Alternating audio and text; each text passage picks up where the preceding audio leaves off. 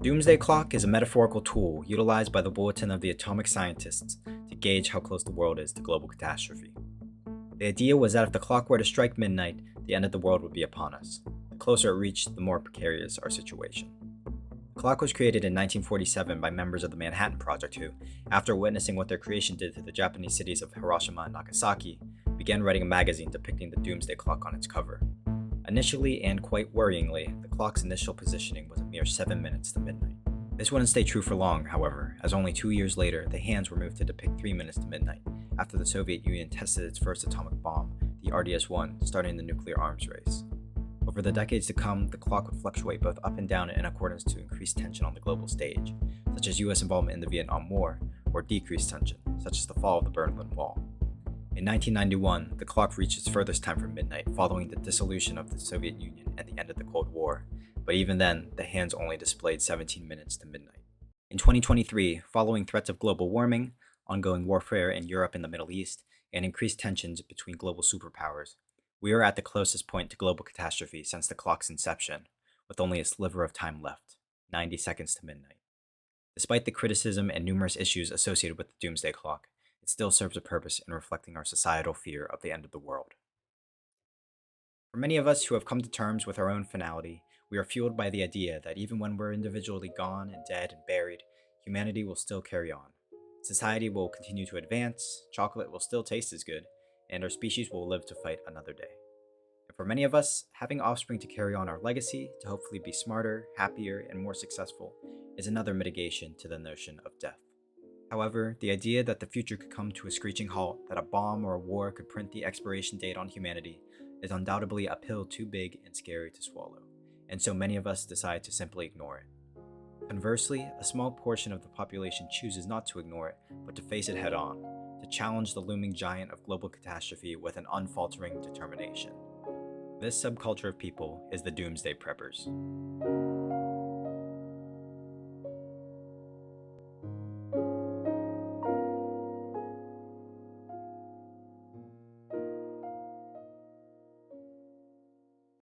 Personally, I had no prior knowledge about Doomsday Preppers before this video. After conducting interviews, I learned that while some were in the same boat as me, others had stronger, more defined opinions about the subculture. So what do you know about the Doomsday Prepper subculture? That they have bunkers everywhere. Well, mainly at their home, maybe in the wilderness, and they have tons of weapons, food, water, anything that can be used to sustain them for an extended period of time in those areas. And that they're also very superstitious, as can happen whenever. Gotcha. And on a scale from 1 to 10, 1 being you absolutely hate them and 10 being you love them, how would you rate your opinion on Doomsday Preppers? Say like a 5. I mean, they're not. Okay, so pretty neutral. They're not really helping me. They're for themselves and their family, and I don't have anyone that I know who's a Doomsday Prepper, so I also don't really meet anyone online that is one, so. All right, well, thank you for your time. What do you know about the Doomsday Prepper subculture? I know nothing about them. You know nothing.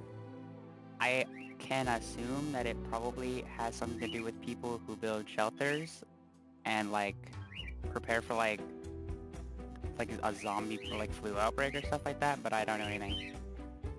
Okay. Well, on a scale from 1 to 10, 1 being you absolutely hate them and 10 being you love them, what would you rate your opinion on them? 0. I don't have an opinion. 0. Okay, that's fair. All right, well, thank you for your time. What do you know about the Doomsday Prepper subculture?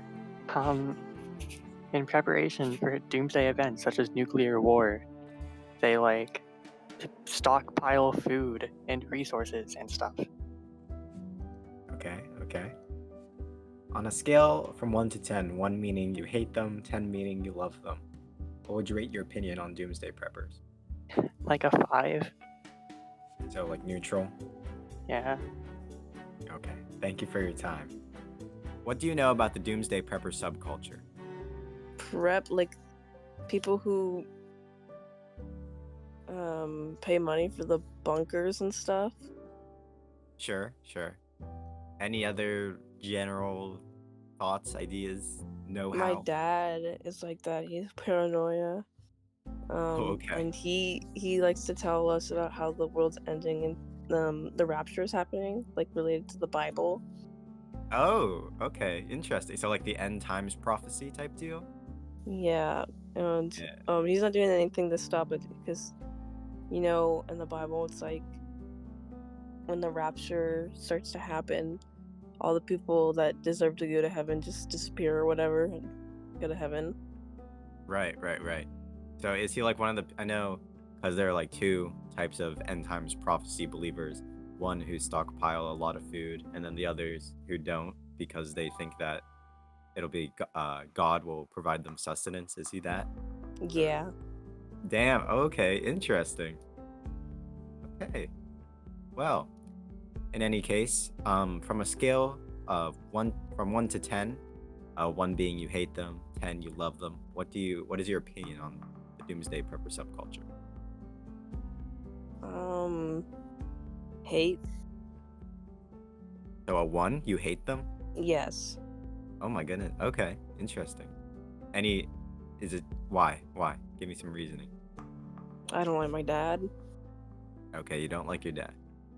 All right. Well, thank you. Well, let's at least start off with the name. The term Doomsday Prepper is a more colloquial and self-referring term. The more official name is survivalist, one who partakes in the social movement of survivalism. The origin of survivalism can be traced back to as early as the 1930s, primarily in the United States and United Kingdom. The Great Depression had convinced many people that being both prepared and self-sufficient were necessities. In the following decades, popular writings about economic and social collapse, such as in Howard Ruff's 1974 book, Famine and Survival in America, increased inflation in the 1960s, and most notably the threat of nuclear warfare, had fueled the survivalism movement. In general, Doomsday Preppers focus primarily on three ideas. 1. Self-reliance, which may consist of growing vegetables, purifying water, or waste disposal. 2. Stockpiling supplies, which can range from having simple survival kits like a bug-out bag to building entire bunkers. And 3. Obtaining survival knowledge, such as how to start a fire, how to build a temporary structure, and learning how to hunt. Additional skills may include medical and first aid training, self-defense, whether hand-to-hand or with firearms, and structure fortification. With these skills, Doomsday Preppers aim to be ready for a wide range of catastrophic events. While there seem to be underlying commonalities between all preppers, that's not to say they're all the same. Certain groups or individuals may specialize in preparing for certain events which they believe to be of the utmost threat. We've already mentioned nuclear Armageddon and economic collapse, but extreme natural disasters like global warming and cooling, massive floods or hurricanes, and supervolcanoes like in Yellowstone are also prepared for by some preppers. Additionally, biological threats such as viruses, flus, and plagues also pose a threat to some. More niche scenarios include the peak oil theory, which states that humanity is nearing the end of its oil supply and agriculturally based society will once again return, as well as the end times prophecy, in which there will be a rapture followed by a period of tribulation. Interestingly enough, some believers in the end times prophecy don't stockpile any food at all, leaving their sustenance up to God's providence, while others stockpile decades worth of supplies. The idiosyncrasies in how some survivalists may prepare reflect their personal experiences, economic background, religious beliefs, and the current status of the world. Events such as fear of the Y2K computer bug, the 2004 Indian Ocean tsunami, the 2009 H1N1 flu strain, and most recently the COVID-19 pandemic all have had massive effects on how survivalists choose to target their preparations. The Doomsday Prepper subculture is still thriving to this day, predominantly in the United States. Festivals, expos, and conferences regarding self-reliance, homesteading, weaponry, and prepping are featured in every state and have attendance rates in the hundreds and even into the thousands. Despite this, survivalists are often viewed negatively in pop culture due to being associated with self-proclaimed militias in the United States, with many viewing preppers as dangerous, crazy, or extremist. The popular 2011 National Geographic show Doomsday Preppers has been criticized for its misrepresentation of the survivalist community, with Neil Genslinger of the New York Times stating, "Watch either show for a short while and, unless you're a prepper yourself, you might be moderately amused at the absurd excess on display and at what an easy target the prepper worldview is for ridicule.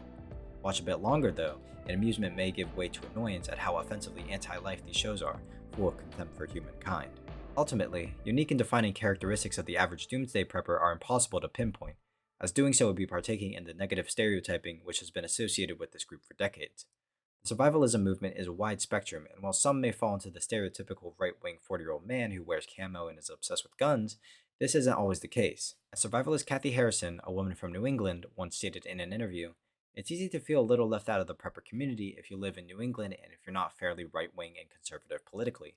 But I just don't spend my time worrying about stockpiling guns and ammunition, because our security comes not from stockpiling weapons, but from having a community that respects each other, supports each other, and we have each other's backs.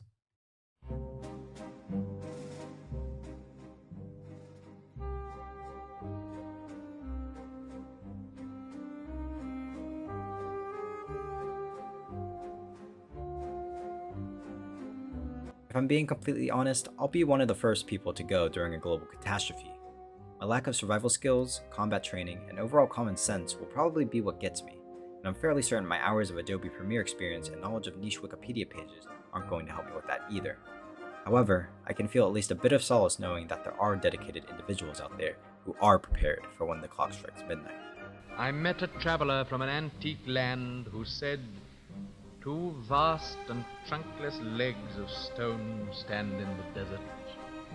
Near them on the sand, half sunk, a shattered visage lies, whose frown and wrinkled lip and sneer of cold command tell that its sculptor well those passions read, which yet survive, stamped on those lifeless things, the hand that mocked them and the heart that fed." And on the pedestal these words appear: "My name is Ozymandias, King of Kings. Look on my works, ye mighty, and despair. Nothing beside remains. Round the decay of that colossal wreck, boundless and bare, the lone and level sands stretch far away."